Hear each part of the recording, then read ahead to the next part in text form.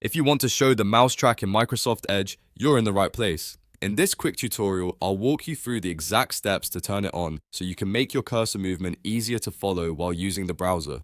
This is especially helpful if you're recording tutorials, presenting on screen, or just want a better visual trace of your mouse movement.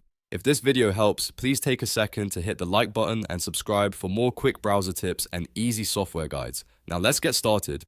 First, open Microsoft Edge on your computer.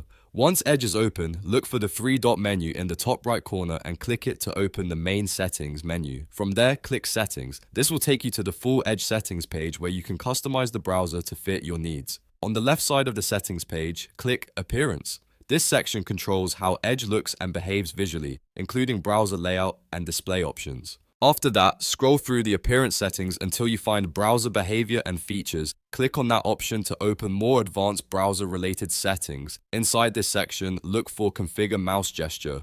This is where you can manage mouse-related features in Edge. Click Configure Mouse Gesture to open the Mouse Gesture Settings panel. Now you should see the option for Show Mouse Track. Simply toggle this option on, and once it's enabled, Edge will display the mouse track feature. At this point, your setting is active and you can start using it right away. If you don't see it immediately, try moving your mouse around the browser window to confirm the track is visible. And that's it. You've successfully turned on Show Mouse Track in Microsoft Edge. It only takes a few clicks, but it can make a big difference if you want your mouse movements to be easier to see on screen. If this tutorial helped you out, don't forget to like the video, subscribe to the channel, and turn on notifications so you never miss a simple tech tip like this one. Thanks for watching, and I'll see you in the next video.